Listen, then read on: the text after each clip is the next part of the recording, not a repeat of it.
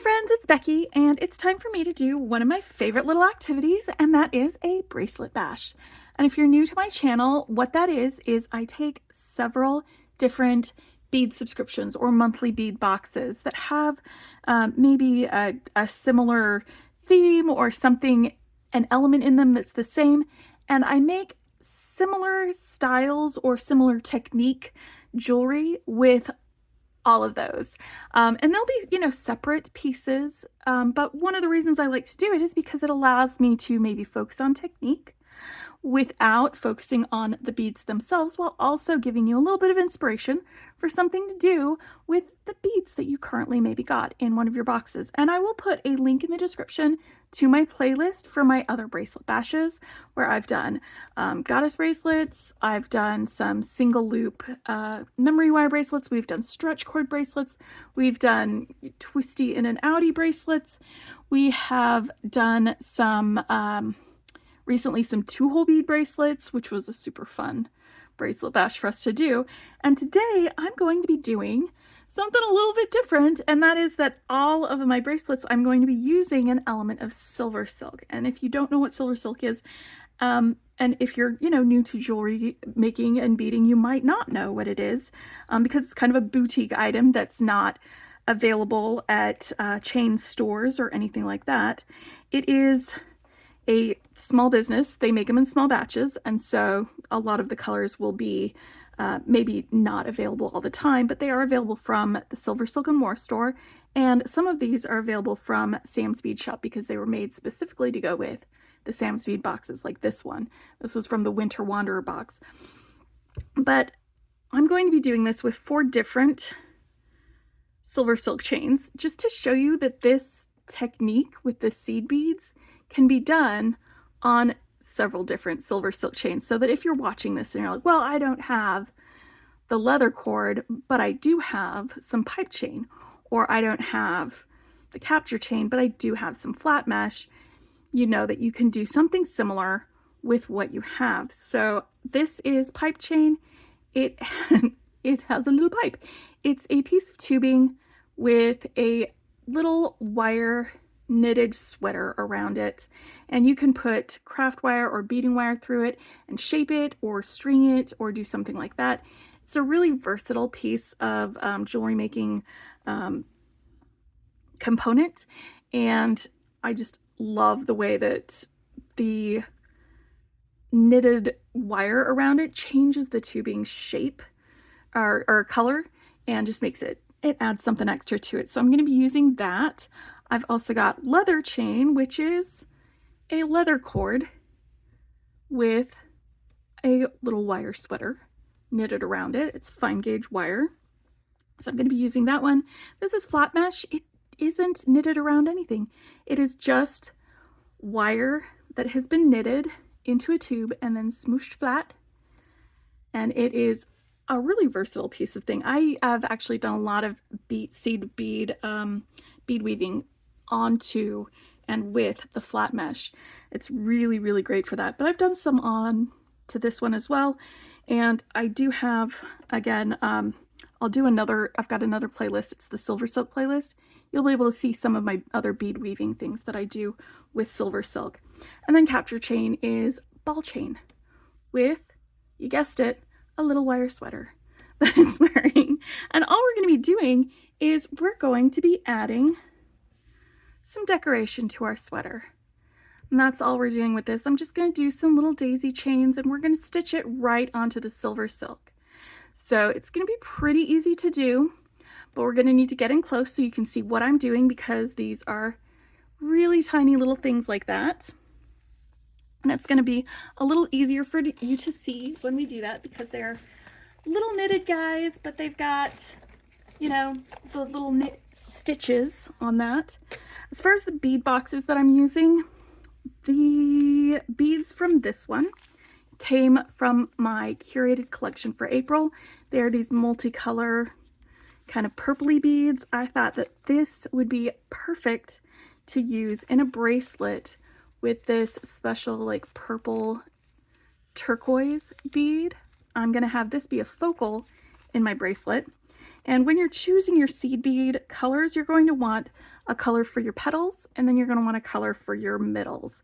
So for this one, I have 3 different colors for my petals, but then I've got this like neutral dark guy for my center. So we're going to be calling them petal beads and center beads when I'm referring to them as we're stitching. So these will be my petal beads, and then this one came from a previous curated collection, and that's just a really nice neutral that will go well with this, and that's going to be my center beads. So we've got that, and again, I chose this one because the color is just going to be perfect to go with my focal. So I'll be using that one. For the one with the leather chain, I'm using my latest seed bead subscription for Beads of the Month Club, and so I've got these frosted yellow ones. They're not quite lemony, they're a little bit warmer than that. And then I've got these gold ones for my center bead, and I may get a little creative. I'm going to see if my idea will work while we're doing this in our bracelet bash, to add a few pops of leaves along the sides when we do that. You notice I don't have any leaves on this one. Well, we're gonna be trying this out when we get to this one. Then for this, I have these blue seed beads that came in the Exotic Blooms kit from Softflex. This is a monthly bead kit. It's not a subscription, but I wanted to use these seed beads, and this is Lotus is the color. It's this nice kind of mellow pink. It's not hot pink or anything like that. And I thought that would be a really great base to go with this. And my idea for this bracelet is going to be a 2-strand bracelet. So I'm going to be embroidering my little beads, my flowers, onto this flat mesh, and that'll be one of the strands. And then I'm going to string some of these other beads onto a strand to accompany it and to go with it. I'm also going to do a 2-strand bracelet for the Wildflower Jesse James Beads bead box, which let me just show you this one right here. These are some of the other beads, and it actually came with 5 colors of seed beads. So when we do this, I'm also going to demonstrate how to do multiple flower colors like this, because it's going to be a single color of flower in this one, single color of flower in this one, single color of flower of this one. And then when we get to this one, we're going to change things up a little bit on our order when we're putting our first little column on there. As far as beading thread and needles and what you'll need for that, I used dragon thread for this. If you have Miyuki beading thread, that's going to be fine. If you've got 1G, give it a good stretch before you start beading with it, and it should also be fine. I also really enjoy using like wildfire, so I'm going to be using some black wildfire on some of these and some crystal wildfire on others. And I just chose the crystal versus black because I was thinking about the contrast with my thread and what I'm working with to kind of make it easier for you to see what I'm doing. So it's not necessarily something that's going to blend into what I'm making. I just want something that is going to be easier for you as the viewer to see what I'm doing, so that you can do that. But yeah, so any like thermally bonded thread will work just fine. There isn't going to be any pressure put on the beads. There's no structure.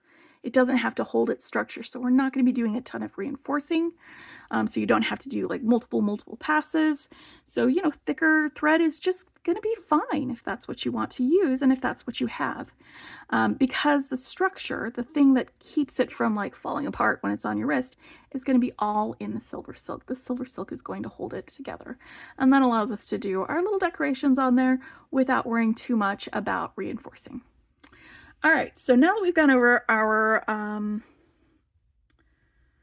the bits and pieces, all the stuff that we're putting together. Oh, I did want to kind of mention that when we get around to putting them together as bracelets, there are some Silversilk findings that I'm going to be using for that. Like I've got these crimp ends. These are used for capture chain and leather chain, and I'm going to be using that for both of those.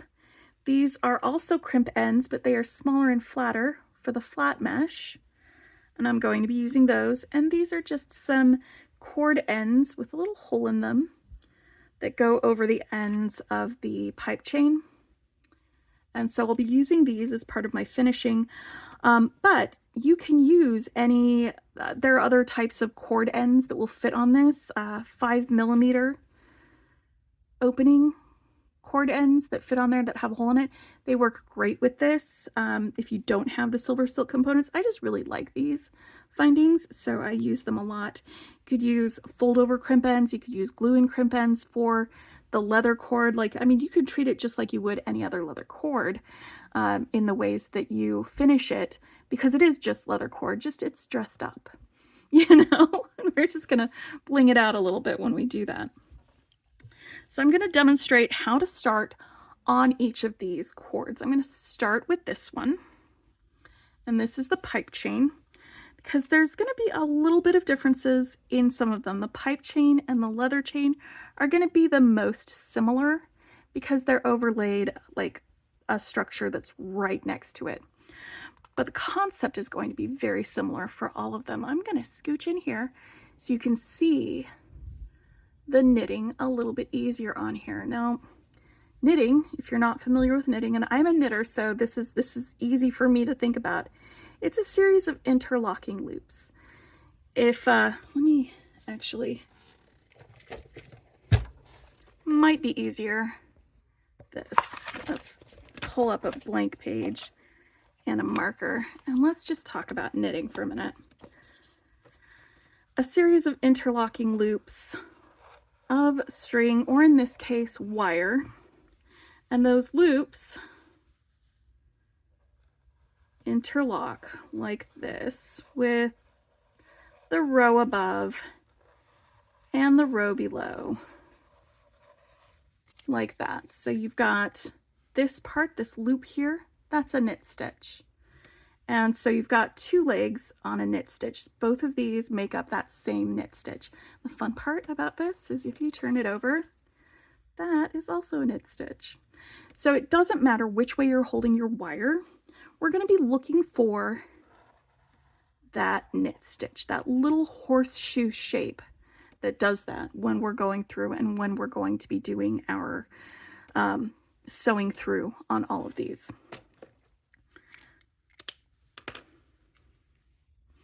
And now, because we've got some cord ends that are going to go on the ends of these, I just got marker on my finger, excuse me. We're going to want to not start like right at the end. We're going to want to start a little ways in when we do this. And I'm actually, because I'm going to be making a bangle with this in the center, and these are going to be on each side of it, I'm going to just cut this in half before I get started, so that I can make sure I stop and start with enough room for that middle bit. Otherwise I would be cutting it or skipping over that bit and then cutting it later. So if I just cut it now, it's going to be fine. And you can use any wire cutters to cut the Silversilk. Sometimes you'll have these little dangles of the orphan knit stitches, these little guys, and you can just brush them off with your fingers. All right, so let me get this guy right here. So right here from the end, let's scooch in a little bit closer.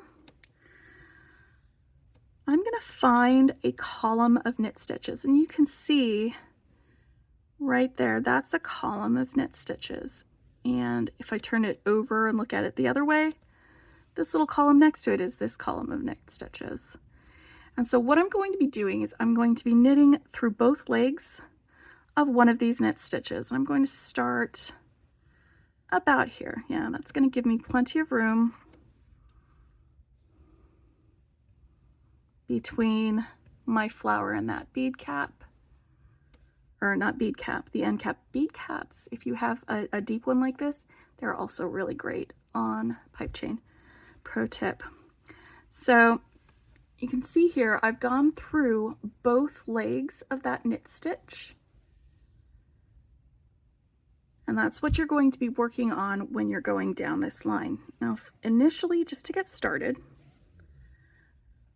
I've gone through both of those legs on the knit stitch on that wire, and I'm going to just tie a knot. Just a real simple knot.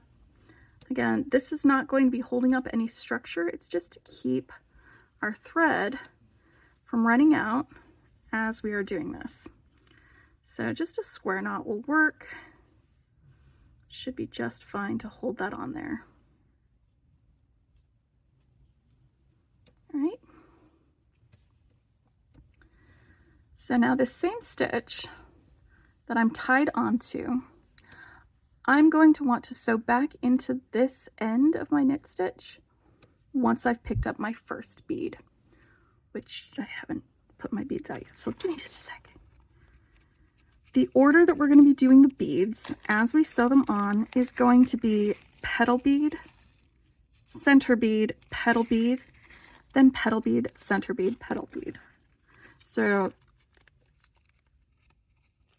we're just going to sew in a straight line, adding these beads along the edge. All right, so I'm going to pick up one of my petal beads. It's one of these guys for this. And instead of sewing straight across both legs of the knit stitch like that, I'm going to sew into this leg that's closest to me and then angle my needle to go underneath this little intersection here and come up on the other side of that next knit stitch. And the reason why 11-0 beads work so well with the Silversilk and sewing onto them is because the spacing between each of these knit stitches is about the size that we want for these seed beads. So I can go just right here to this next knit stitch on here, and I can pick up my center bead, because like I said, the order that we're going to do this is petal bead, center bead, and I'm going to just coming out here. Going to want to see where you're coming, so I'm going to go in on the opposite side of that same stitch and then angle it up to go and come out of that next stitch over. Can you see what I'm doing here? I've got this bead right here on top of this one. The next bead is going to be right here next to it, and then I want to be coming out of my next stitch for that. And this is the most complicated part of this.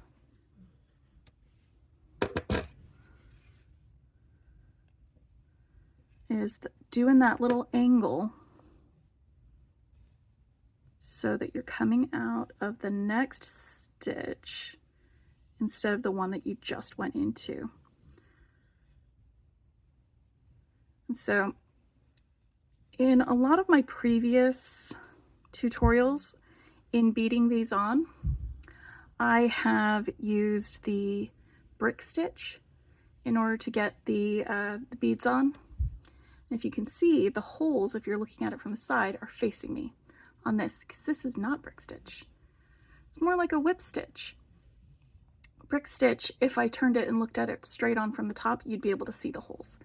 So this is not what we're doing. We're not doing brick stitch. We want these holes to be there. When we look at it from the side like bumps on a log, we're going to see those holes right through it. So I am coming out of this next knit stitch right next to it, right here. So I'm going to pick up my next petal bead. So we want petal, center petal, and go into that leg that's just opposite where we're coming out of. So we're coming out of this leg of the knit stitch, we're going to go into that leg, but angle it so that we're coming out of the knit stitch right next to it, the next one.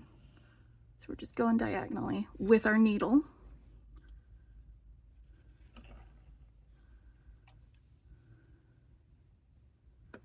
And sorry, I pulled off quite a bit of thread.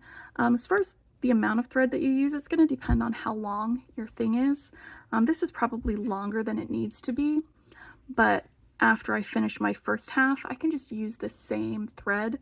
I won't have to thread a second needle for my second half. So I've got petal, center, petal, and it might be easier for us to see that on the next one that I do. And then I'm just going to do the same thing, petal, center, petal. So let me just do those two, like 2 of these, just to get them started on here. And then we'll switch to a different type of silver silk, and we'll see what, if any, differences there are with that one. And like I said, this one and the leather chain are going to be the most alike. There aren't going to be too many differences in how you attach it and how it feels as you're attaching it.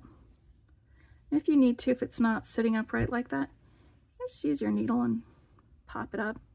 It'll be fine. And it's okay if they twist and turn a little bit when you're sewing these on, because when we come back through,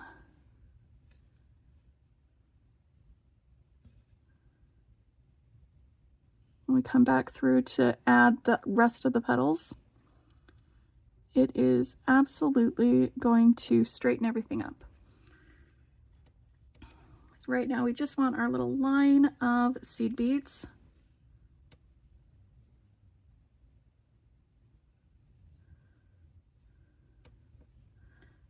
Petal, center, petal, petal, center, and then petal. And what you want to do is you want to end with a singular petal, not the double petal, when you are finished. Okay. And you might have to wiggle those around. I think I just went off screen. I kind of moved this so that I could see where my knit stitch was coming out of, just to give me a better idea. So I'm going to set this down and move on to the leather chain with the other seed beads.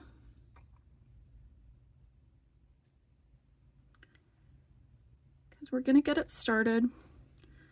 I'm going to get you started, and then we'll come back after you've sewn all the way to the end on those. And this one might be easier for you to see too, since I'm using a darker thread. I'm going to start it exactly the same way, but with this one, I'm going to need to give myself about 1/4 inch of room. Go ahead and find myself a little column of knit stitches to follow, but I'm going to start at about 1/4 inch down so that I can put it into these. So here is going to be a good place for me to start.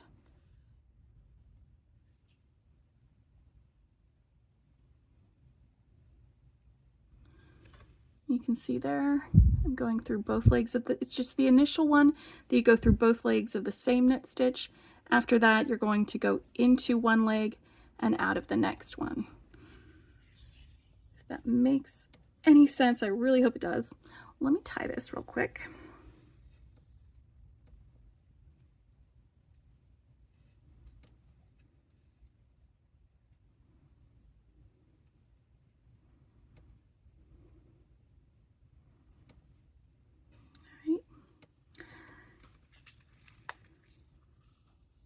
Get some of these yellow beads and some of these gold beads. Right, and again, it's going to be petal, center, petal. So petal bead, I'm going to pick that up. And I'm coming out of this leg of the knit stitch, so I'm going to go sew right into the same leg of that knit stitch, and then angle it so it comes out of the leg on the knit stitch next to it. It's just going to be angling your needles. So as far as the needles that you use, again, we're not going to be doing a ton of reinforcing. So any English style beading needle is going to work great for you. You can use that. You can also use, and I'm a big fan of, wide-eye beading needles. The longer needles are a little more flexible, and so you might not have the leverage that you need to do the angling that I'm doing. with one of those, so you might want a shorter one if you're going to use a wide eye needle, or just grip it closer to the middle of it so that you're not bending it while you're trying to angle it, or not bending it too much while you're trying to angle it. There you go. So I've got my petal, my middle, and again, it's okay if they're a little wonky, if they're sitting funny, because we will straighten them out when we go back in. Where am I coming out of here? All right.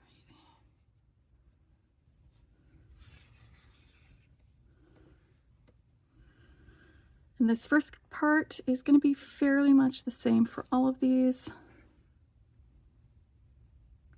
We're just going to petal, and then petal, middle, petal.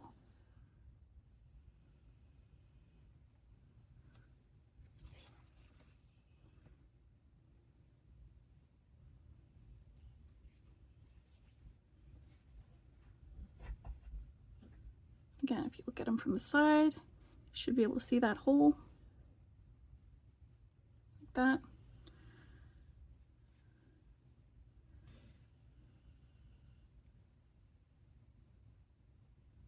You definitely make sure you're going at an angle when you sew that back in.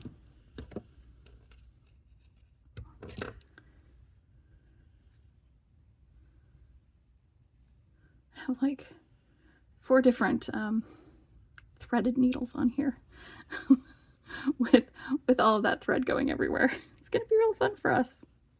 Real fun for us. All right, let me finish this last one up, and we will move on to the flat mesh, because the flat mesh is gonna look different. And where we sew onto it is going to be very specific because it's flat. So we're going to want to do it in the middle of the flat part. And this is looping around my stuff. So thread wrangling, go slow, be careful, and untangle before you tighten. You can give it a little bit of a tug to help it sit better. That'll be fine.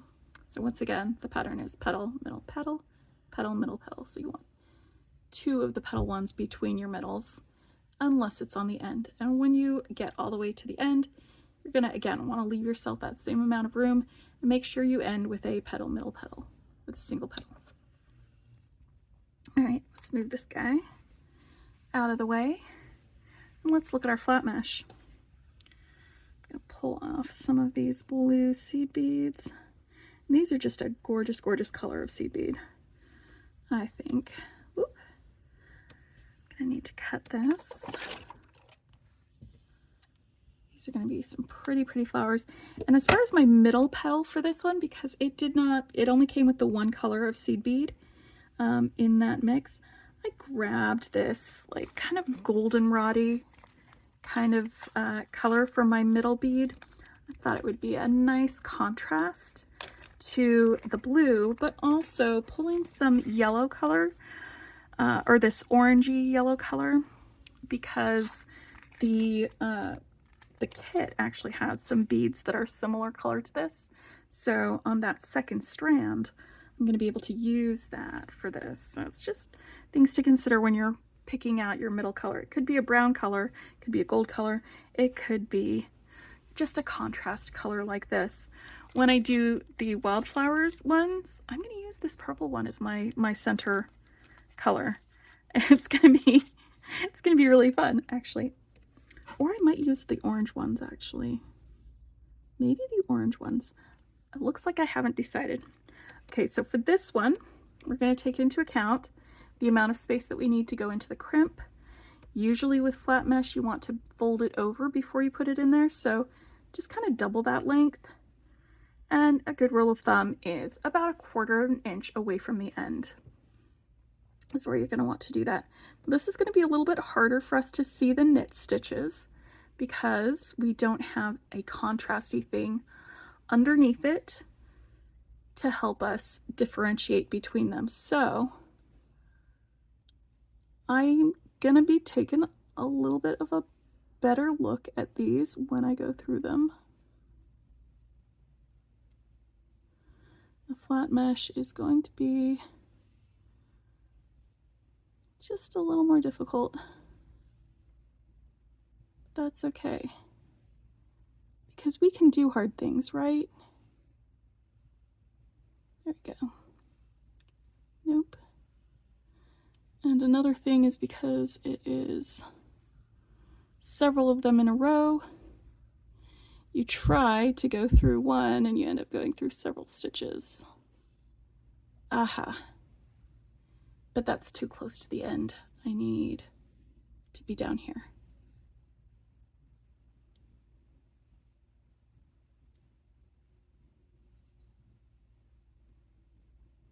I'm really hoping that y'all can see this.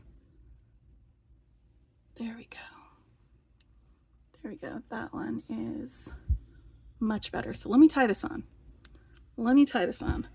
It may be a little bit easier once I get going, once I've got those first couple of beads on for this. And you know, there's pipe chain that this would work great on as well. I just wanted to do some flat mesh for some variety. Like this pipe chain that I had my example on. That's available at Sam's Bead Shop, and it has a really great contrast between the chain and the tubing, which is going to make it so much easier for you to see the knit stitches when you're doing it. I'll put a link to where this is available at Sam's Bead Shop in the description if you wanted to grab some of that. Like 2 of these are not available at Silversilk I'm, they're only available at Sam's Bead Shop. And one of these was a special in the pop-up shop thing, like this one, the leather chain. But he's got a lot of other colors of leather chain available at Silversilk. So let's pick up this guy. It's a petal bead. And let's get, I need to turn it this way so that I get the light shining a little bit easier. So I'm going to go in through that end and then angle it. Also, if I bend it over my finger, that angle works so much better because the rest of this is kind of moved out of the way when I do that. So yeah, bending it over my finger is going to be a good way for me to proceed with this specific medium. Right, so I'm coming out of here, so I'm going to want to go in over here. Let me grab my center bead. I'm going to go in and then out at an angle.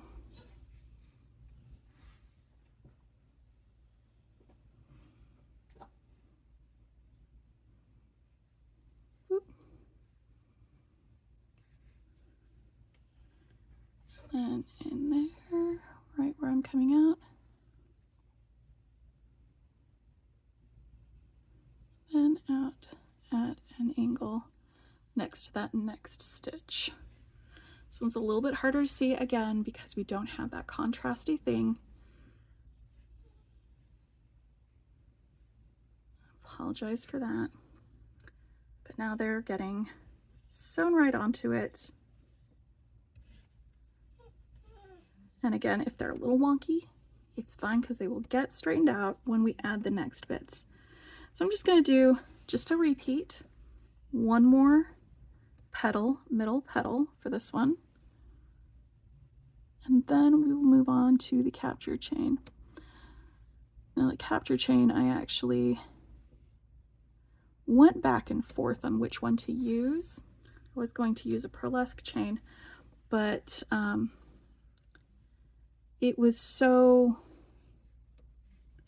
had so much going on that I knew it would be hard to see the stitches, the little wire stitches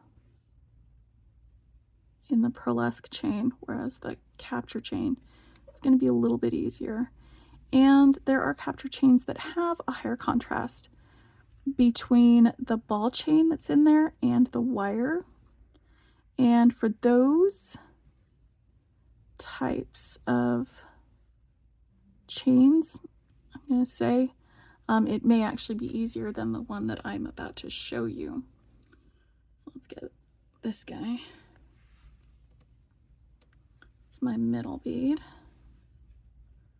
So this part's going to be fiddly. But again, it's the hardest part of this entire operation. After we get all of this line of beads sewn along, after we do that, it's going to be like easy peasy. Maybe lemon squeezy? I don't know. We'll see.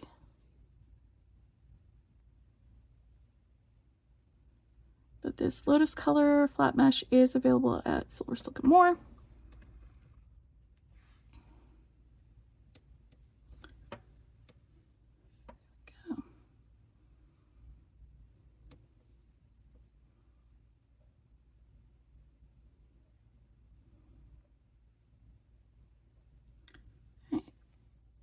I'm going to be doing the rest of these separately after I show you how to get them started. Move these guys out of the way. And let's get started here on the capture chain. On the capture chain, you can see where these knit stitches are. This is the peridot color capture chain. It's really gorgeous, and I think it is perfect to accompany these green ones. I'm going to try the leaf thing with this color of leaves. But for the most part, these are going to be our petal colors. These guys right here. Let me get all of them out, because this is where things are going to be a little bit different when you are adding your petals. And I think I am actually going to do the orange as the center bead. So orange will be our center, and then we'll do white, pink, and purple for our flower colors. So I'm going to have a petal A. I'm going to designate the pink one as my petal A.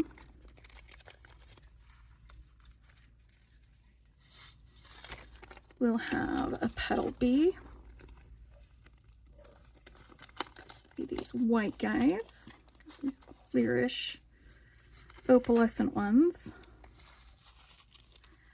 And then we'll have petal C.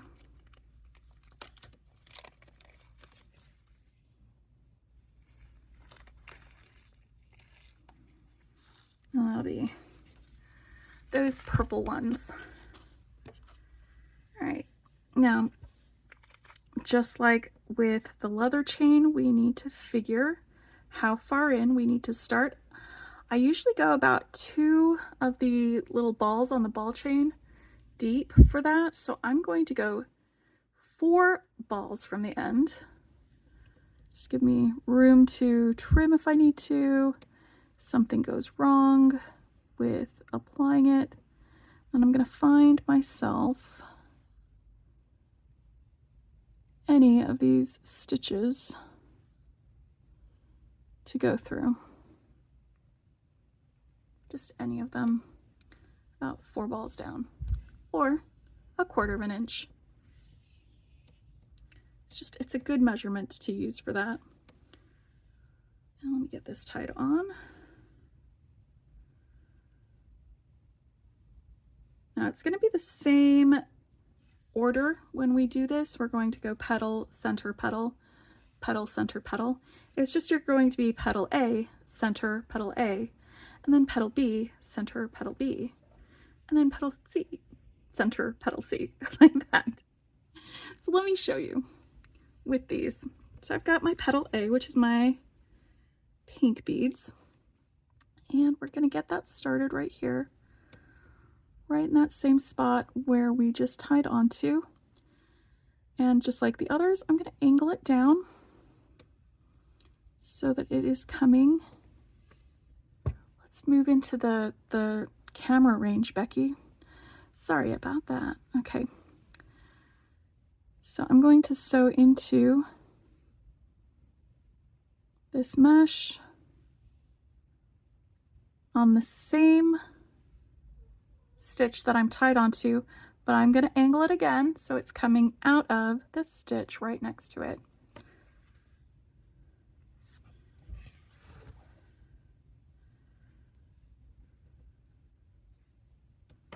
Bloop, just like that. And then so we've got our petal and then our center bead. I'm going to use these orange ones for my center. I'm going to sew into that next stitch that I was coming out of, that I'd angled to come out of. And the ball might get a little bit in the way and make it a little more difficult when you're sewing in. But just, you know, rotate the angle of your attack a little bit in order to get in there. It's real fiddly, but like, it's kind of worth it when you're done. Oop, there we go. So I'm coming out of that bead that's right next to it. All right, one more petal.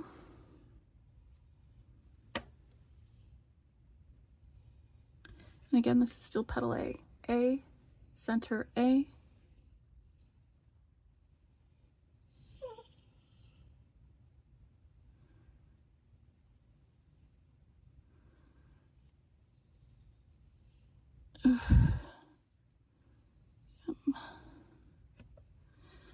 So, in my opinion, it is a lot easier to do this on the pipe chain or the leather chain.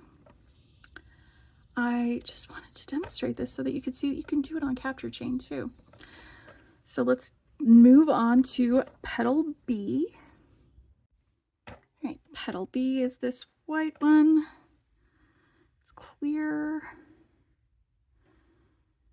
We're just gonna go into and then angle it so that it's next to the other one. So multiple colors.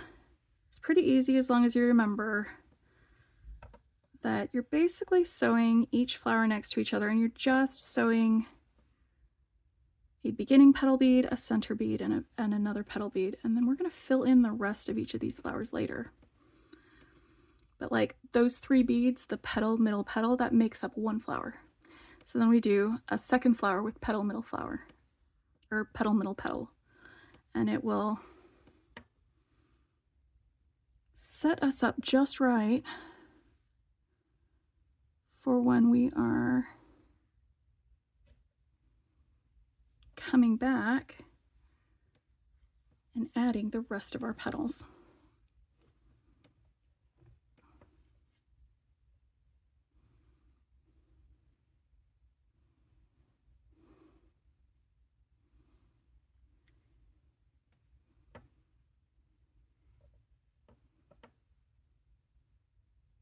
So petal, middle, petal.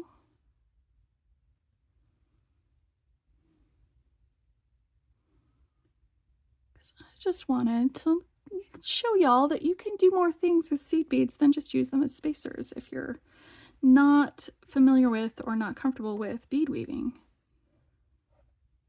This is sort of bead weaving, but not really. It's not really bead embroidery either. It's just using this beading thread to tack it on here, and then we're just going to embellish it a little bit. So I guess it is kind of bead weaving, kind of. So I've got one flower done, and now I've got another, well, not done, started. And so now we're going to move on to petal C, middle petal C.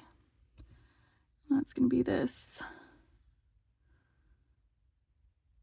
lilac-y, really, really light purple color.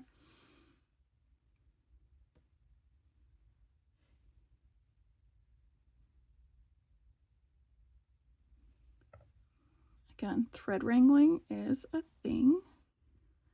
It will catch on things. There we go.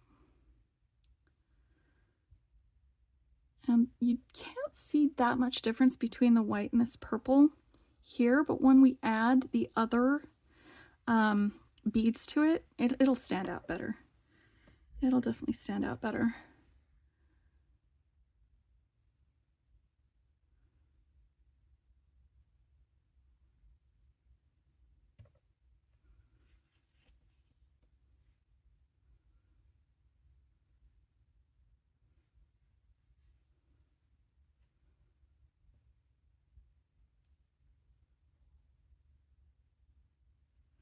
And one more.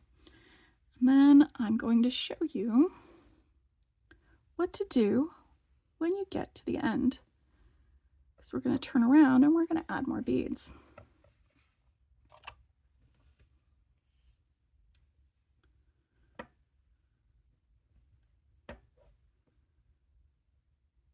All right, so that is the start.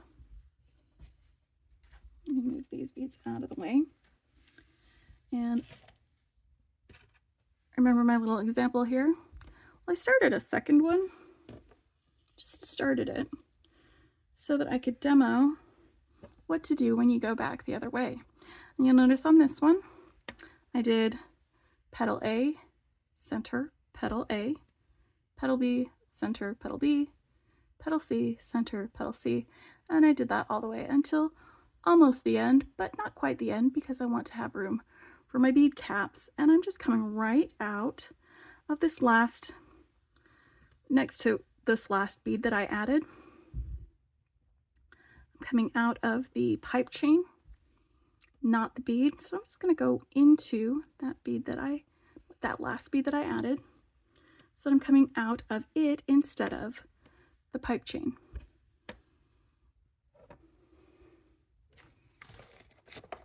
And for this, you don't need any more center beads at this point. And you're not going to need that many more of the other beads. Like the amount of beads that you're going to need aren't that much. But now I've got my different colors ready to go. And these seed beads, if you're wondering, these were from the March Beads of the Month Club.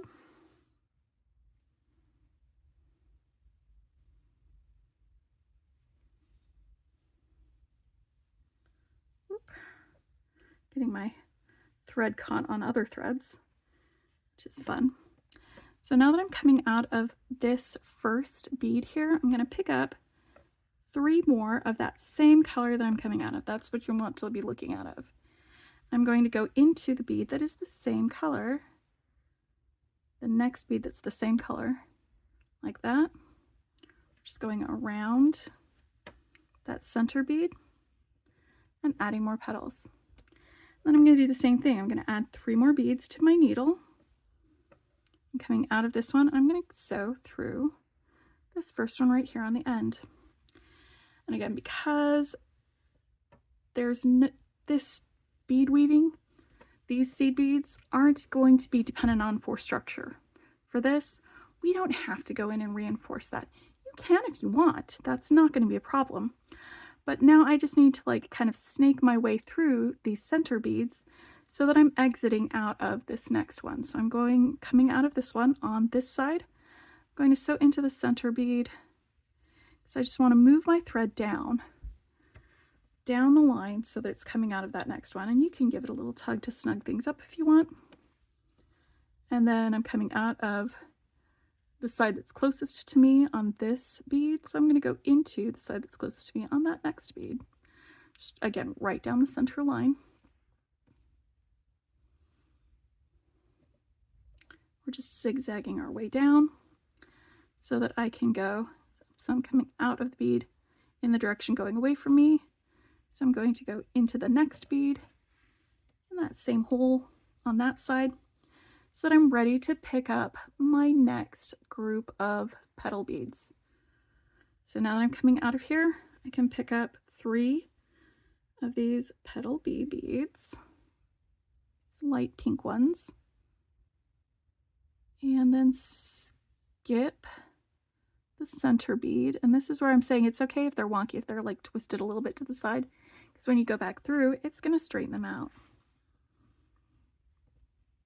It'll absolutely straighten them out. So I've got those 3. I'm going to pick up another 3 of that same color of beads. And if you're only doing one color of flowers, you don't have to worry about which color you're using because it's all going to be the same color.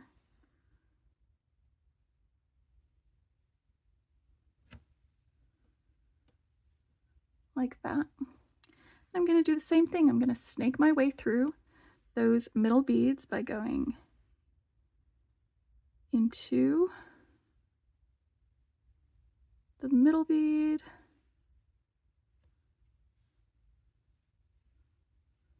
into that last petal bead,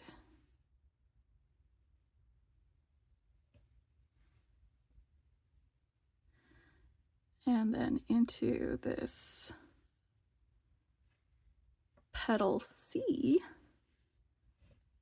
bead, so that I'm coming out and I'm ready to pick up 3 of my petal C colors. And they're just this really light baby blue.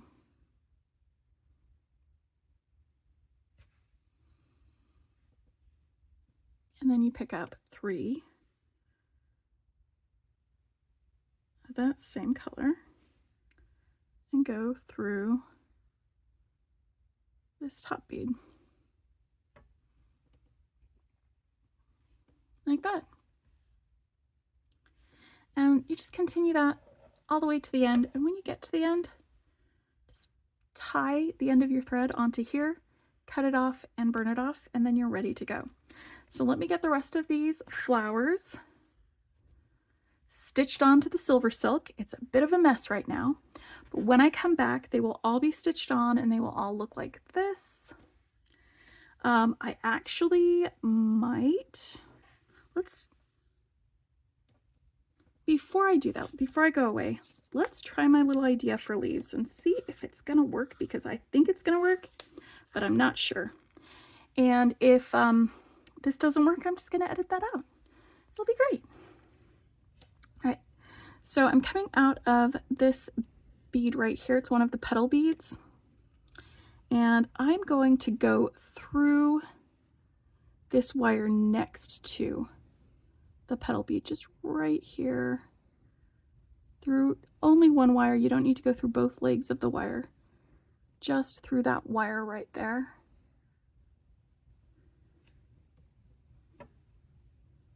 And that's just to get the thread anchored at a different point. It's a little bit to the side of our flowers. From here, I'm going to pick up 2 of my green or leaf color beads that I want to use. Whoop. And I'm going to just scooch right under that same wire that I just sewed under. And I just want to sew under that one and not a whole bunch of other wires. All right, I think that's good. Okay, yeah.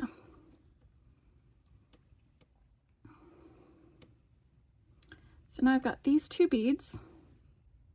I can tap them flat if I want to. I want them laying flat like that. And this first bead, the first bead that I added, I'm going to go up through that one.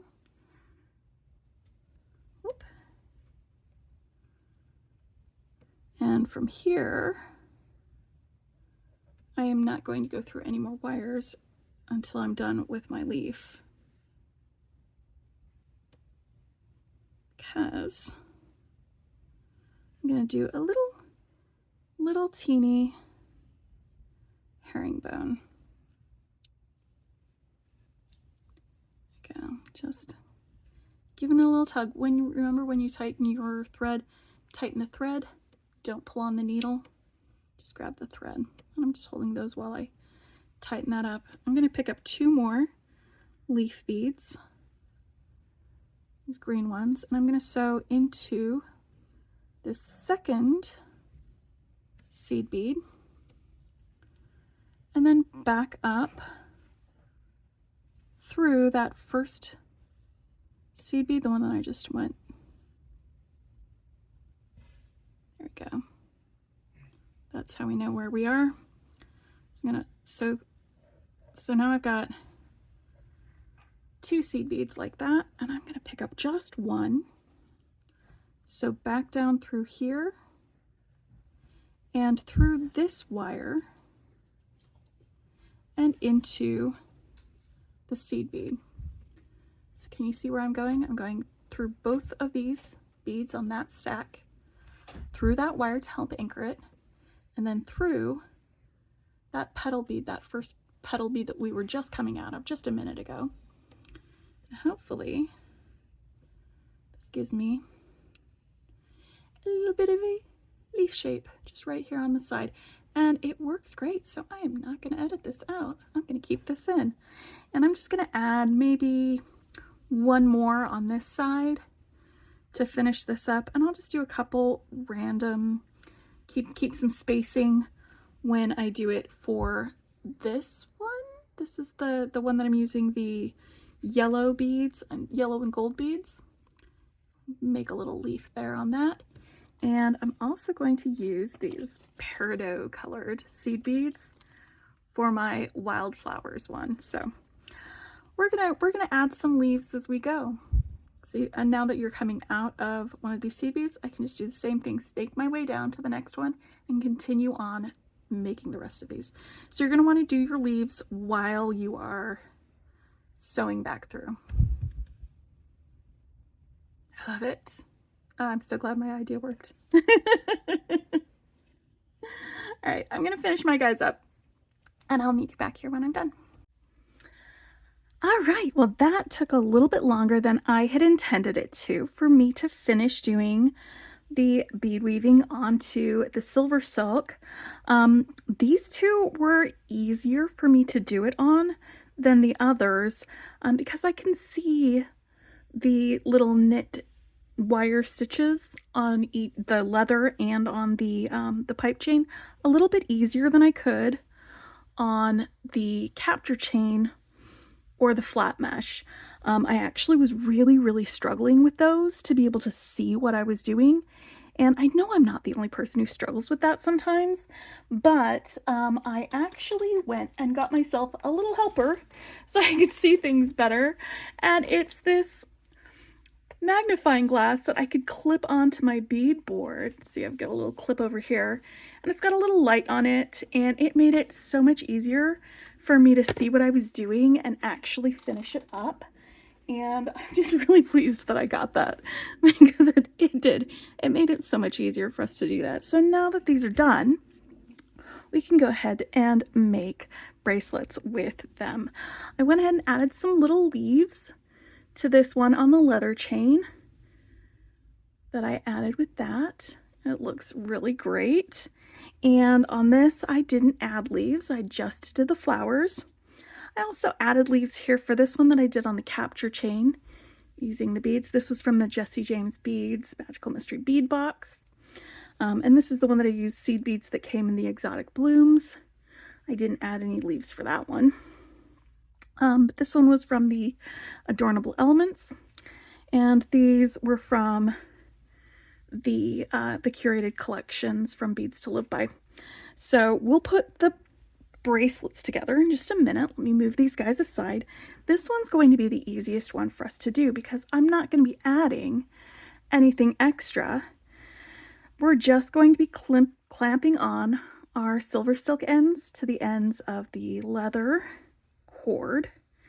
I'm just going to smoosh that on there and grab my pliers. I like these flat nose pliers for smushing my Silversilk clamps because I can apply pressure to like the whole crimp instead of just part of it. And that gets it closed on there very nicely.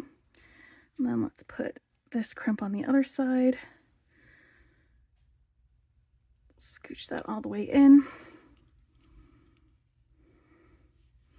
And yeah, once I was done doing the sewing on part, I just tied off my thread, burned down my edges, and then it's ready to go to be made into a bracelet.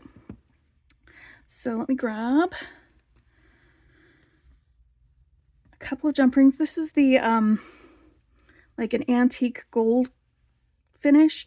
I don't have a lobster clasp that's antique gold finish. I just have regular gold finish for these, so that's what I'm going to be using on this.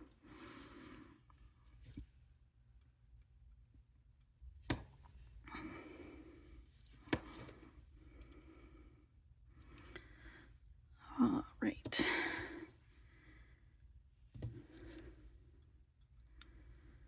So this is probably the easiest one for us to put together. It's just attaching some crimps onto the ends of the leather chain and then attaching a closure. And now I have a very pretty bracelet, and I'm going to wear that while I make the rest of these. Let's get that linked on there.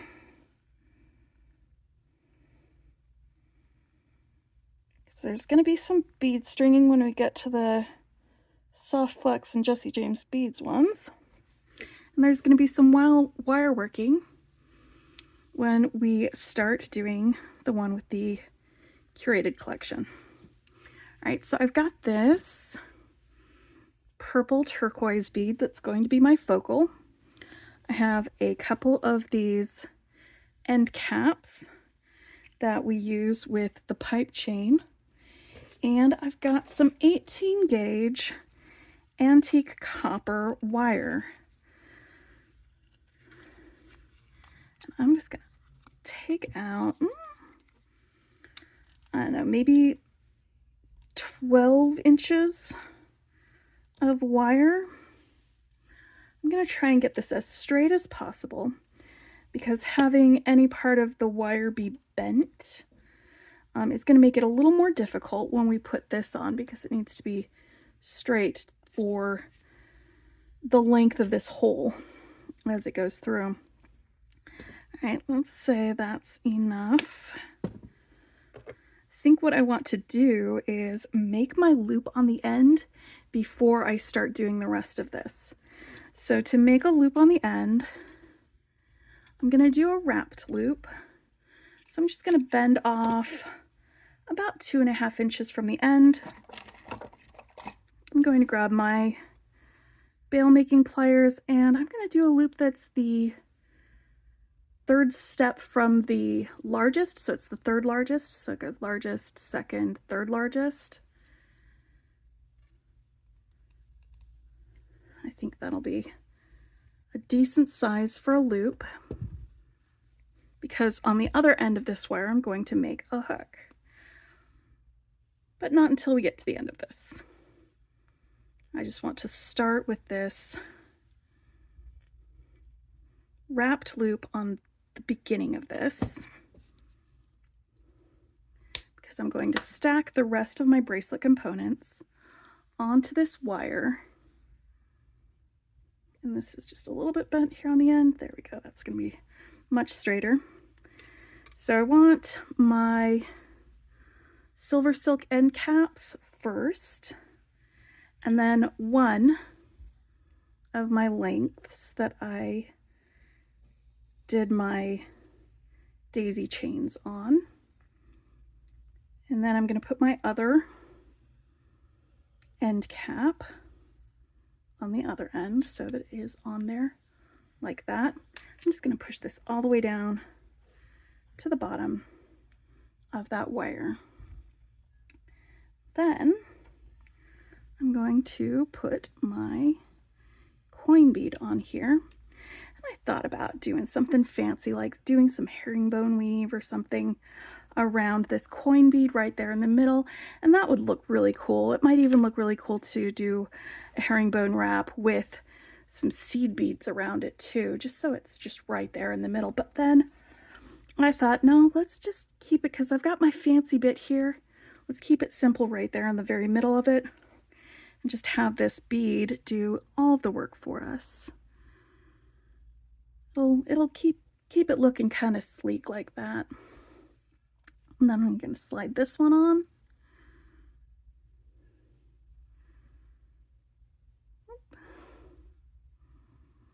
I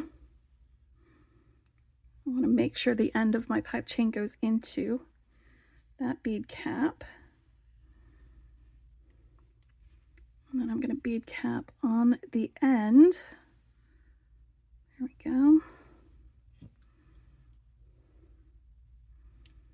And I'm going to need to make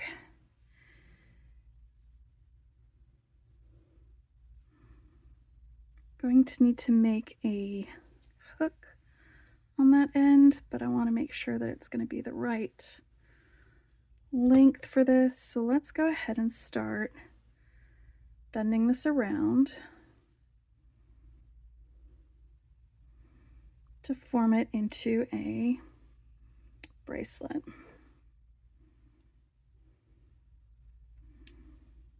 You can use a cup to form it around. If you've got a bracelet mandrel, you can form it around that. I'm just going to gently go this way. And I lost my end cap, so let me grab that. It slid right off because I didn't do the end yet. And I want to make this bend before I start doing any of the other wire work to do that, because sometimes your beads will move when you're bending it, and I wanted to give them the room to do that. All right, just gonna check my size, see if that's good. Oh yeah, that's perfect. It's gonna make a great little bangle. And I lost my end cap again.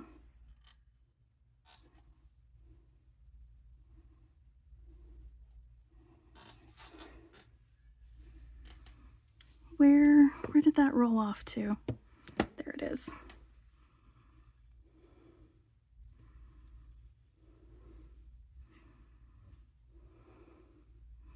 All right, so right here on this end, I don't need a very long hook.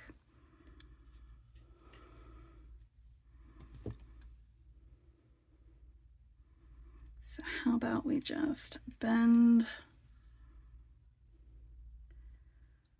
about 2 inches from the end. I'm going to give my wire a fairly sharp bend right over the end there. I'm just pinching it with my fingers like that.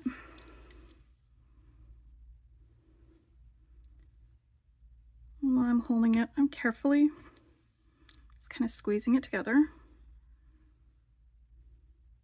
Just a little bit at a time. There we go. That's pretty good. And then right here at the very end, just giving it another little bend right there. And while I'm holding on to,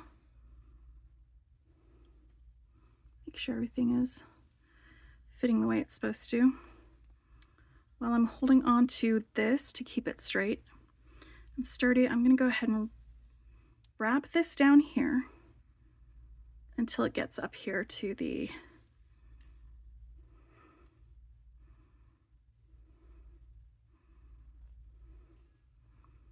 there we go.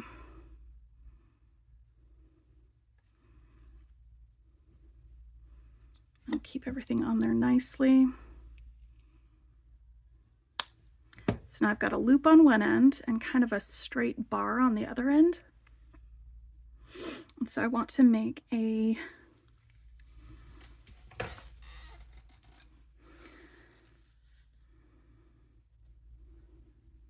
hook. So I'm going to take my bail making pliers again, and I'm going to bend it back this way a little bit first, and then wrap around that same size of loop that I wrapped around before. And that's made a hook for me. I can adjust my shape if I need to for my bracelet and my bangle. And that's it. That's how you make a little wire bangle using a couple of lengths of the pipe chain, the end caps, and a focal bead. And I just have these embellished pipe chains with my daisy chains on there.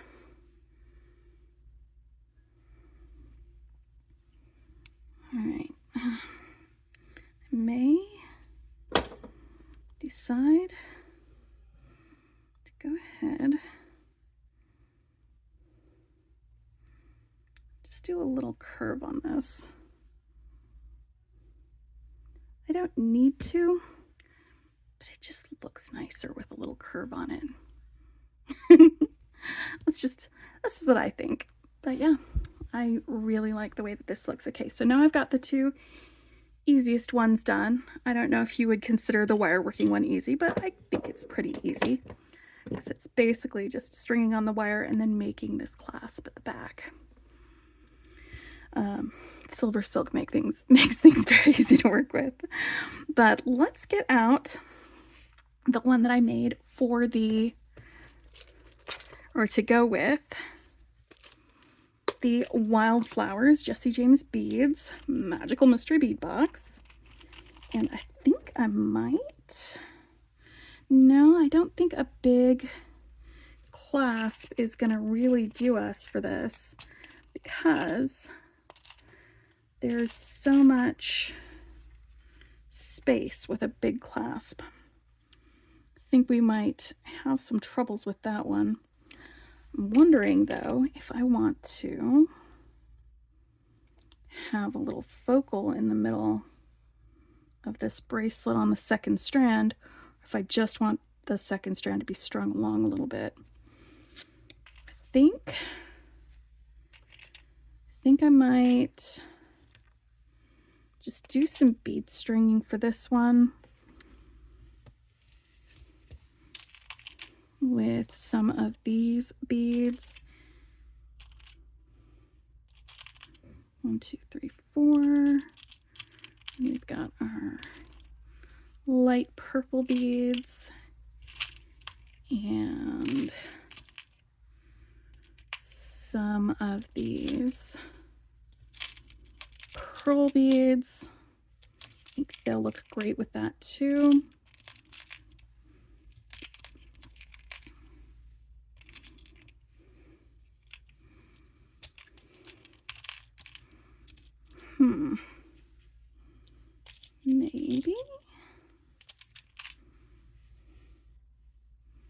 Maybe one of those. Ooh, ooh, ooh, ooh. Kind of like that idea.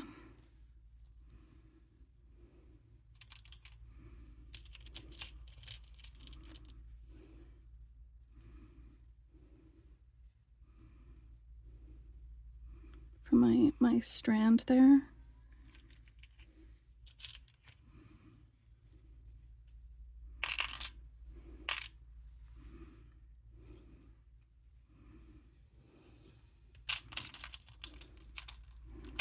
I got one more of these.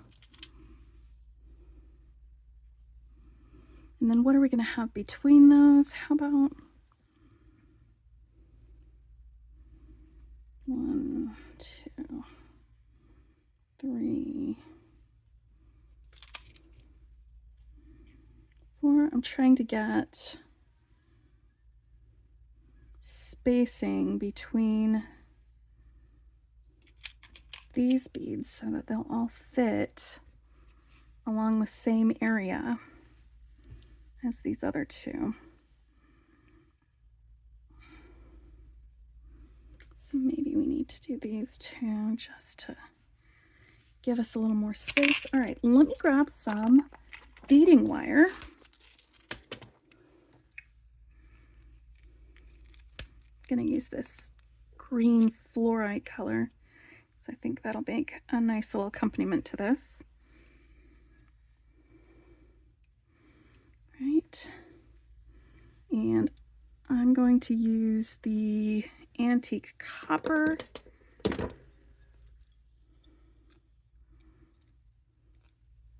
Capture chain ends. Let's get this on here.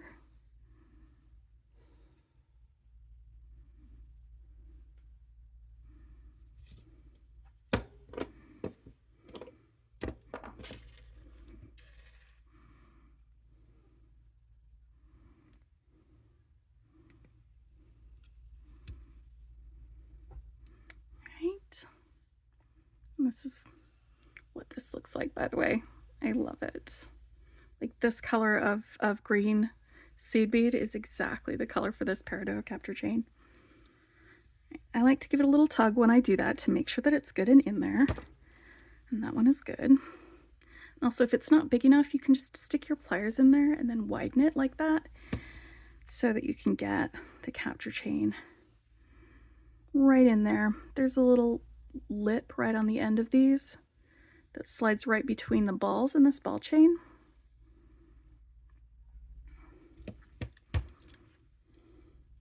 So it'll hold it better. All right.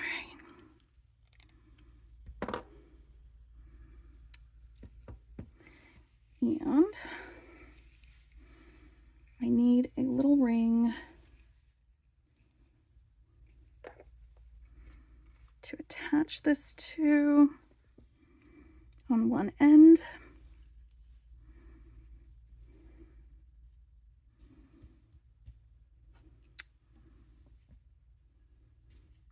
Yeah, I think we're just gonna do it this way.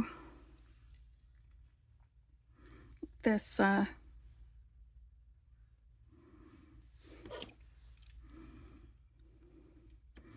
this is going to be attached both to here and to the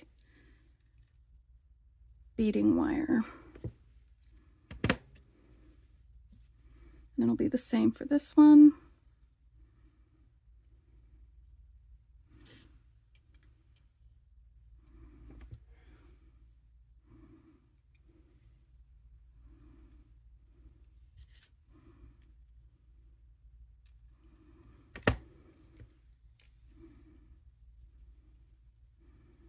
All right. I'm just going to slide some of these beads on here and we're going to make sure that it's the right size. And I'm not going to crimp either end until it's done, so that if I need to take some beads off or add some beads to it, it'll work.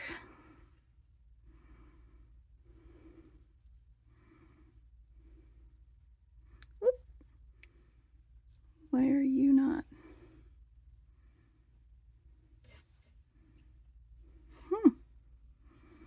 Interesting.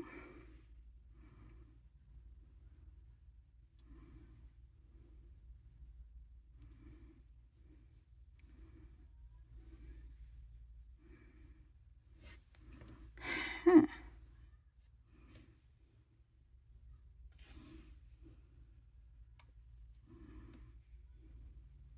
Does it need like a bead cap to hold the wire in place?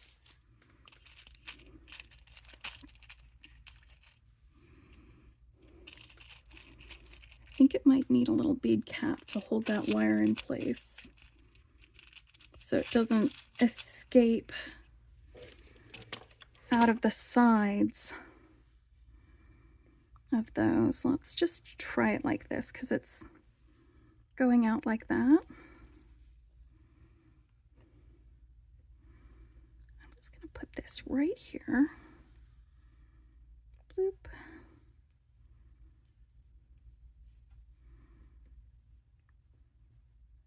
No, that covers it up too much.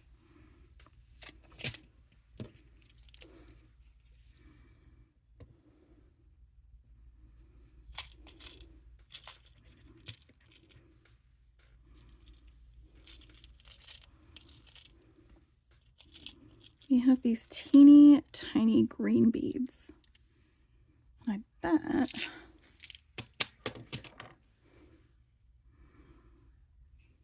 they might fit in here, and if they don't, then maybe the seed beads will.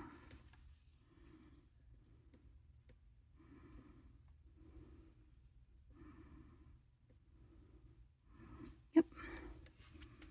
Let's get these seed beads out.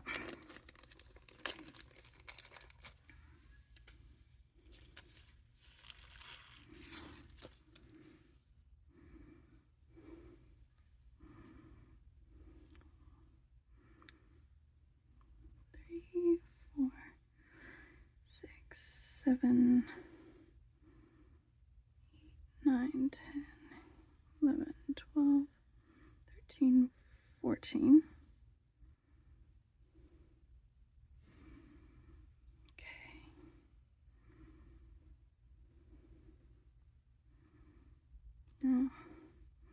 Trying to force these seed beads between these little leaves.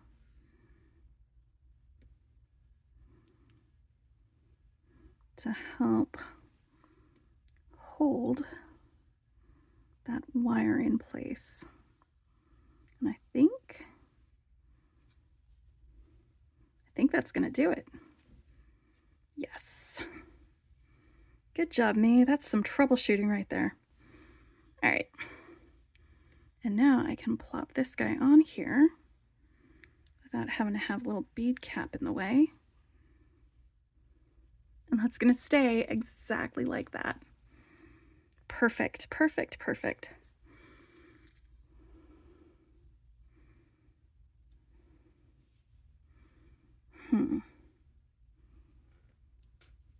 Hold on, should I be doing these purple guys between them? That's what I want to know. All right, I think that was about 8 of them. So let's try 8 this time. 1, 2, 3, 5, 6, 7, 8. Why does that feel like a whole lot less than 8?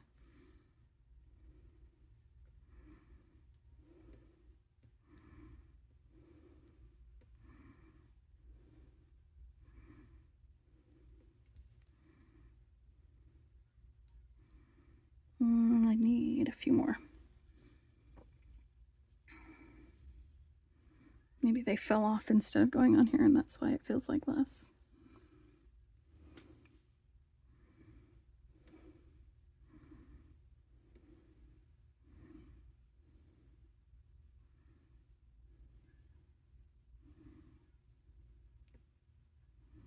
Okay. 2 more.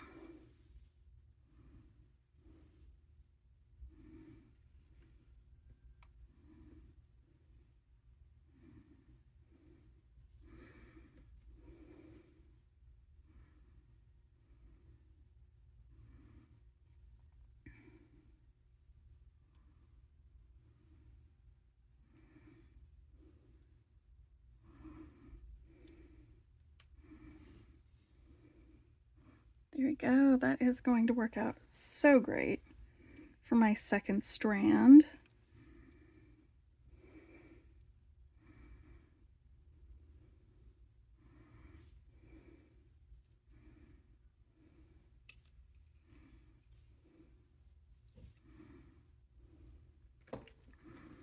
One, 2, 3, 4, 4, 4, 5,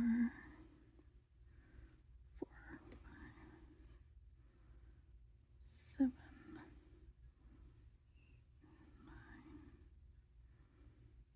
10. And here's all I'm doing is just kind of forcing these down into the maw of this because it'll move. They are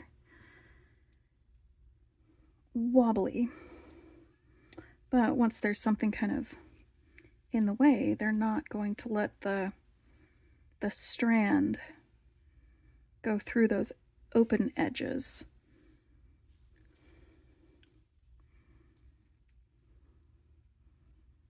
All right. One more after this.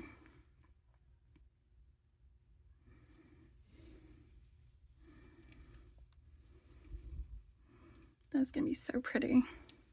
So pretty.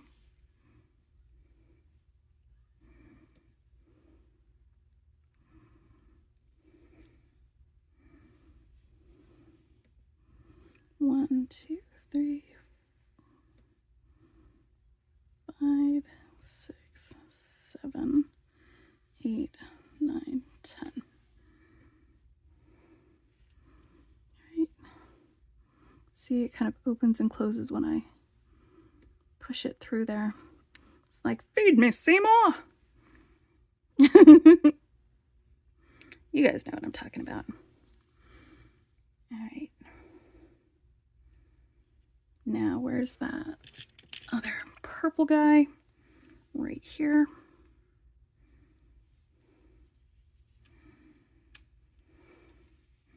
Let's see.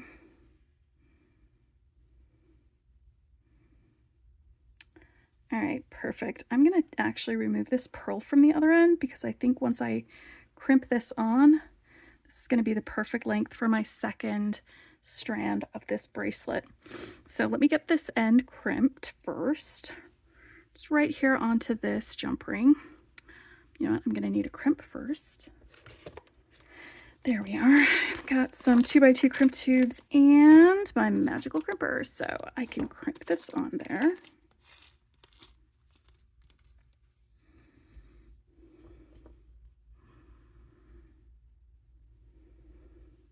Okay, crimp tube goes on first. Then we go through our jump ring. Then we go back through the crimp tube.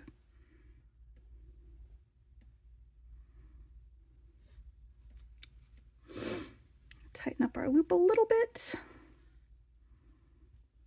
Still want there to be a little bit of movement here, so it's not going to be a super tight loop. And then we crimp it. And I'm using my magical crimper. You want to center the crimp into that little divot in there. Give it a bit of a squish. And then when you turn it and crimp from a different angle, still centered, but you know, just rotate it a little bit. And then go around a few times. You end up with a nice smooth ball of crimp. And I'm just going to go back down through at least one of these beads, maybe two. Give this a clip. And then cut here on the other end. Remove that because I don't need it. There we go, perfect. Perfect. All right, and now I can crimp this end. Like the longest part of making these is definitely the bead weaving onto the Silversilk, because once you are done with that, the assembly, as you can see, goes pretty quickly. All right, so now I've got that gone through here.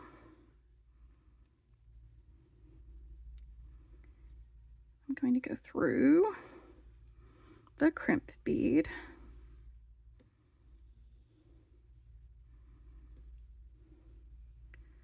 And at least one of those beads.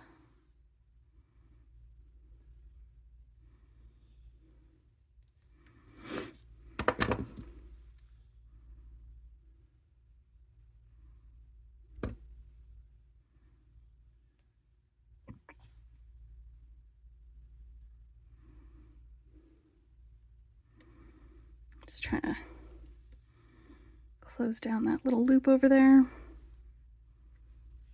right next to there, so I can crimp the other end. And you always want to make sure there's a little bit of space between the crimper and that next bead, so you can get all the way around it.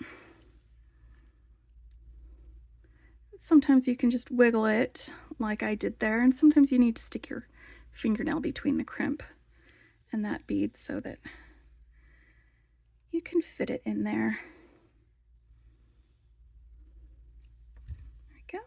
There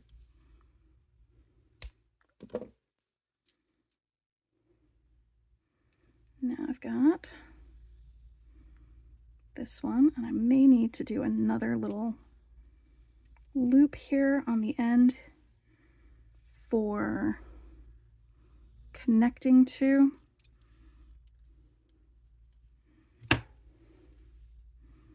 Like this.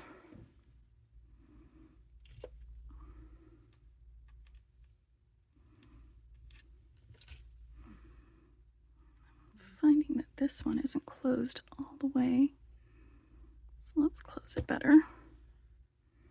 There we go.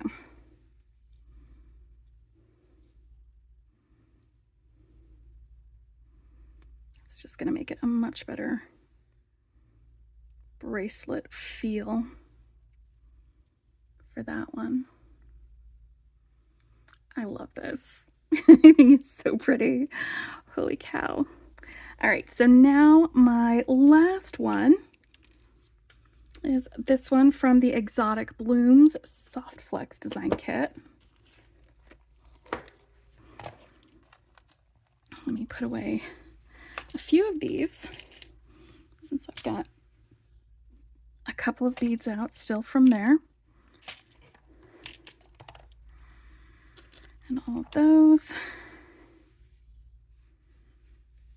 Put these away. Put these away later after we finish this one. And so for this one, it's going to be very similar. I'm going to do a second strand bracelet, but for this one, I want to use some of these bright orangey yellow guys because that is the same color of yellow as I've got right here in the middle of these flowers. So I'm going to be using them. 1, 2, 3, 4. And I believe I'm going to use these pink flower beads that have a hole right in the center of them.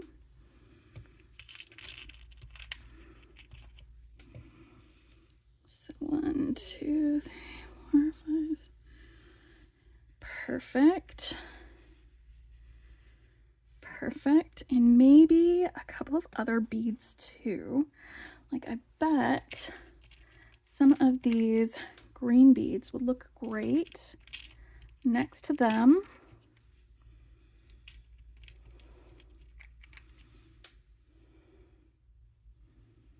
Right.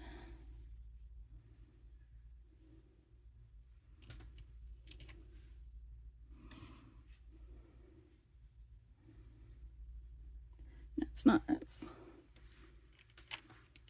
vibrantly pink as you might think it would be, but let me grab some pink tourmaline beading wire because I think that that's going to look the best with this and also tie in really well with this lotus colored flat mesh.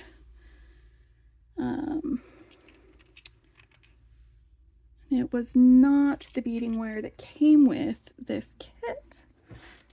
There we go. That's going to be definitely long enough, I think. But it's one that I have and love and use pretty often. So let me grab some. Where's my soft flex wire? I should have pulled that out before I started doing this. That's okay because it's just right here.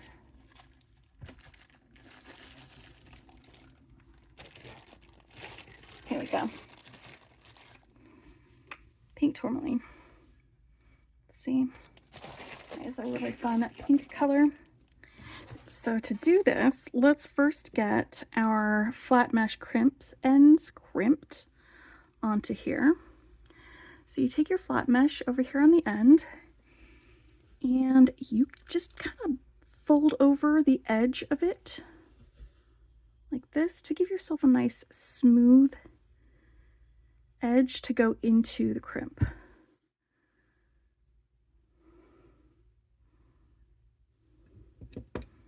So it's a little bit smoother right there. And then, and this is something that you can open up if you need to get more room to, there are these little teeth in here. So when you put the end of your flat mesh in, like this, then use your pliers to crimp it shut. It just chomps right down on that flat mesh and holds it. Super simple. Let's do the other end. Gonna just take that end right there, fold it,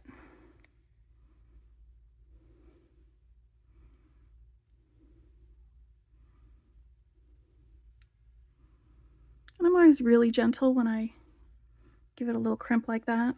I don't want to clamp too hard on it, because I still want there to be some meat, something for this crimp to grab onto and hold onto. There we go.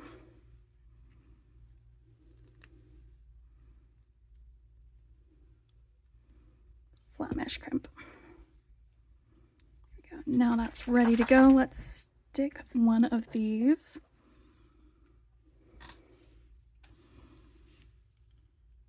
on the end here. I'm going to go ahead and stick this on there. It's just a lobster clasp and a jump ring.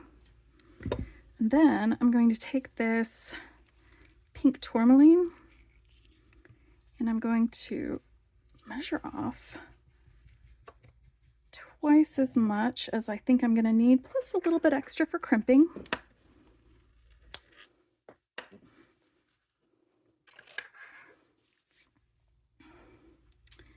And I'm going to be using 2 strands of this at once. So I'm going to take my crimp bead right here. And after putting this through this jump ring, I'm going to crimp one end of this onto that crimp bead, or that jump ring with the crimp. And this is another reason why I picked this color, is because the color is going to be an integral part of this design, because it will be visible due to snaking in and out of some of these center drilled beads. I'm just making sure that jump ring is nice and closed, and then verifying that I'm at the middle. It moved around a little bit when I had it catch on some of my stuff there. So right there on the very end, got our little jump ring there. Gonna go ahead and crimp that.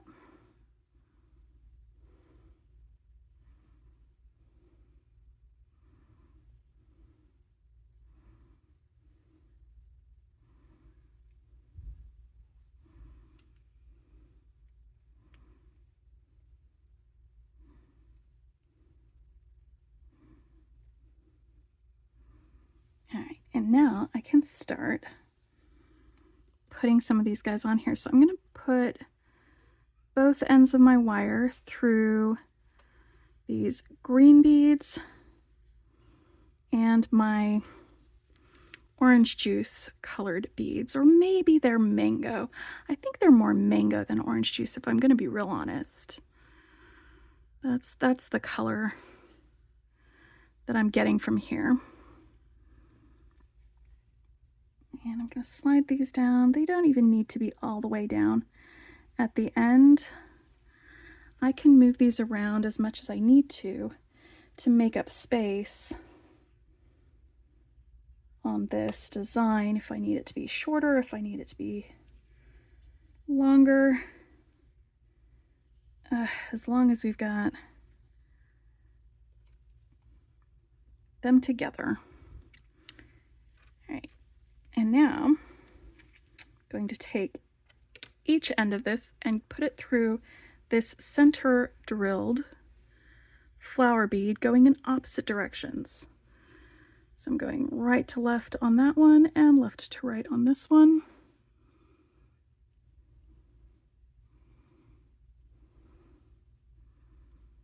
Boop. This way you'll be able to see the flower while it is being worn.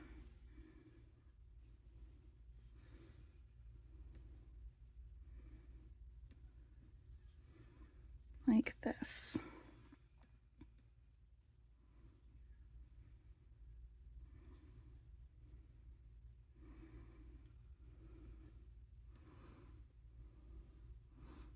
I'm trying to scooch those so that they are about equal. All right, and now I'm going to do the same thing. A green, a mango, and a green.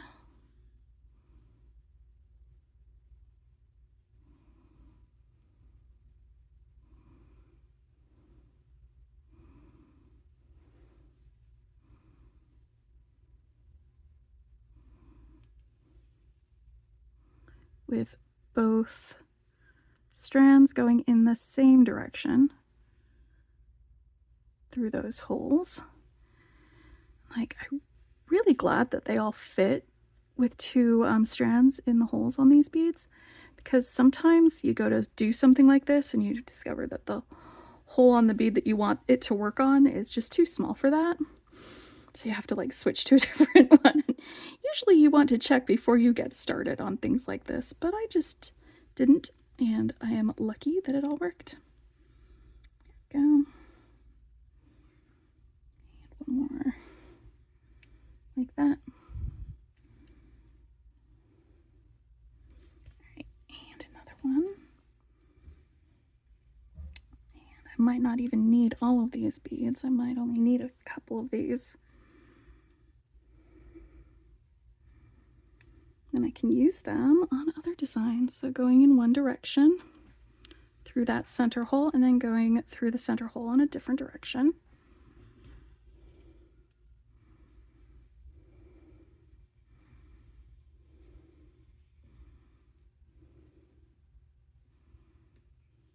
Go.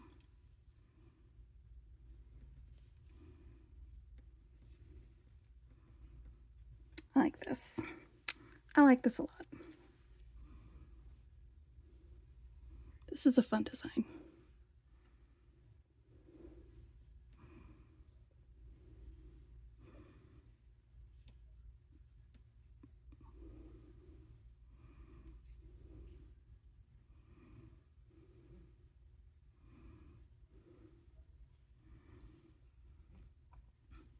I'm not sure if the Exotic Blooms kit is still available at Softflex. It might be sold out, it might not, but I think they still might have some of their bead mix available if you wanted to get some of these beads, because I think these came in the bead mix. Not these green beads, but I think they also have those for sale separately as well. All right, now this pink one. This might actually... They look kind of like candies. I'm gonna be... Why do I always think of food when I'm making jewelry? I always think of food. Oh wait, I'm not going through in the same direction, am I? I want to go through in opposite directions on my flowers. I almost messed up my design, y'all. Almost. Don't know if my friends were screaming at me, hey Becky, what about? Because some of y'all do that for me, and I appreciate you for that.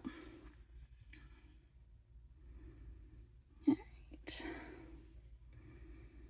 I think I'm going to scooch everybody down a little bit. And we're going to try and fit a little bit more bead on here. There we go, just scooching, guys. Scooching these guys down. It's just readjusting some of these wires. There we go. Yep, and now I can fit one more repeat here before I get to the end. Perfect. Perfect, friends. All right.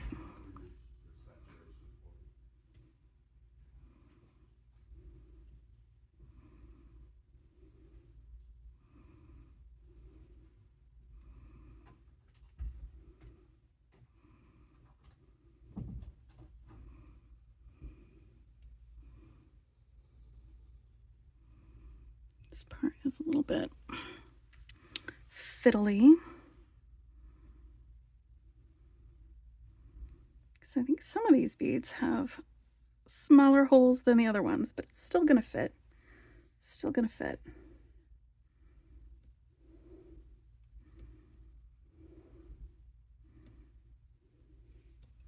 There we go. Like that.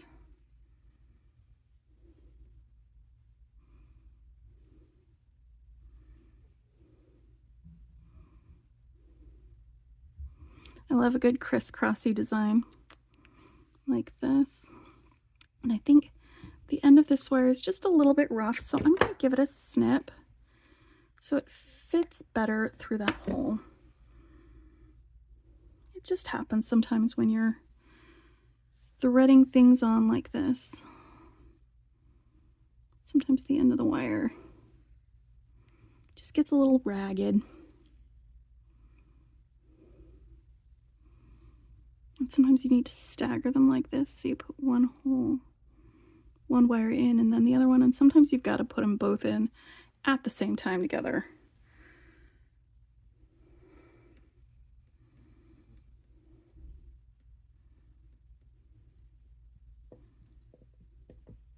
All right, one more flower.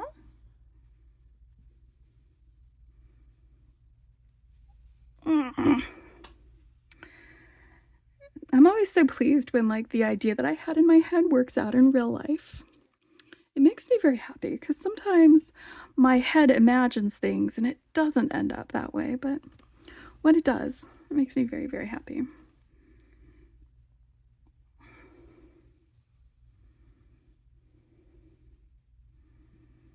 right, and one more.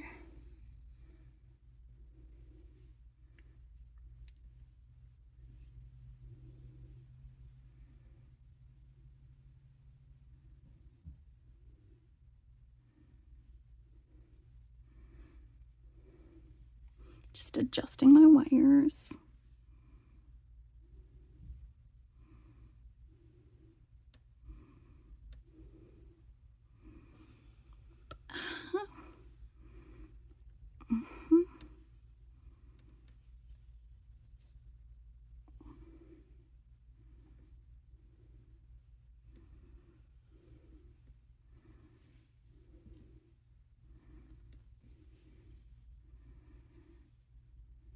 All right. Yes, I am doing great.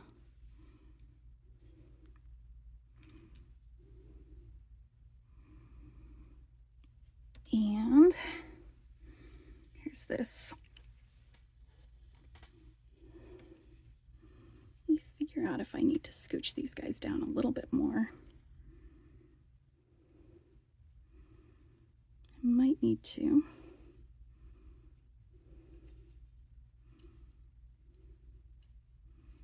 Not too much, just a little bit.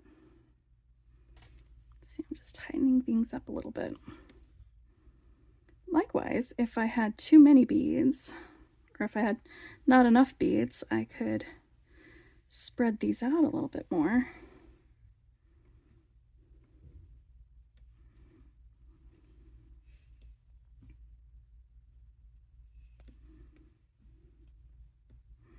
There we go. Perfect. Perfect. All right, and so now let's get this attached on this end. Close it up.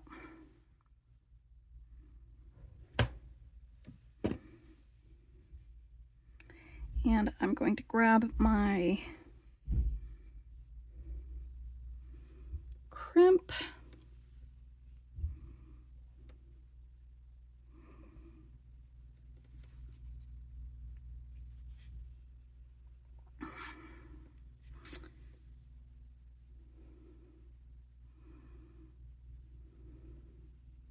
No, let's put both strands through the crimp and then just bend one back. That's how we should do it. Go through the, I mean, I can always open and close that jump ring again to get it on there. Right.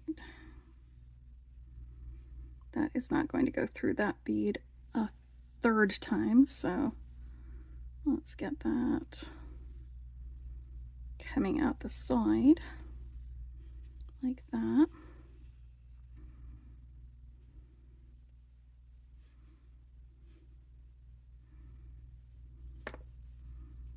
All right, I'm going to just do a crimp right here.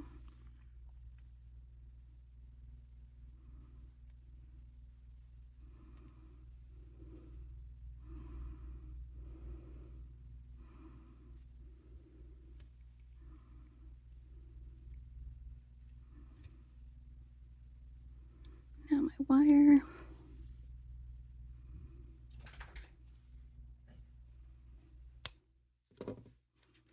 Coming out there. This wire coming out here.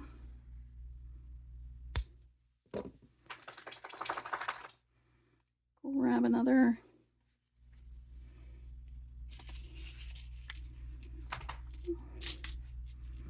maybe not a jump ring, maybe we'll just do a closed loop and I'll just hook it onto this jump ring. There you go.